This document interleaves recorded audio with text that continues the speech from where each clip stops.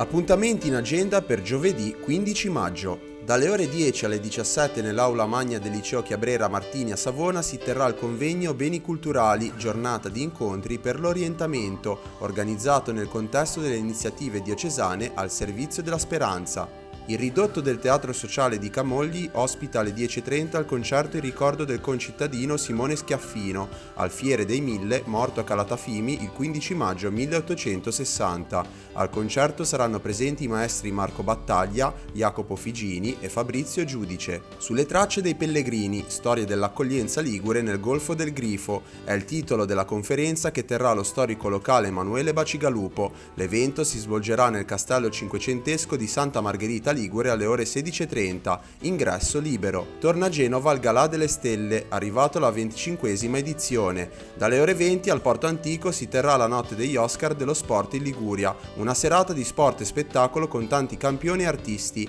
in campo per sostenere la Fondazione Gigi Ghirotti. Al Teatro Ivo Chiesa di Genova arriva Acoustic Night, il concerto con il chitarrista e compositore genovese Beppe Gambetta, che porterà sul palco il meglio della musica roots accompagnato da vari ospiti. Appuntamento alle ore 20:30. Nell'ambito della giornata nata per dire no alla violenza, ai pregiudizi e all'odio a sfondo sessuale, alle 20:45 nella chiesa di San Pietro in Banchi a Genova si svolgerà una veglia di preghiera per il superamento dell'omobitransfobia e di tutte le discriminazioni. Rakmar è il titolo del film che verrà proiettato in anteprima alle ore 21 al Cinema Sivori. La proiezione verrà presentata dal regista Aurelio Grimaldi e dal protagonista Mehdi Lamsabi. Il film racconta il meccanismo di reclutamento di giovani ragazzi che vengono portati dai paesi sahariani in Italia per essere sfruttati.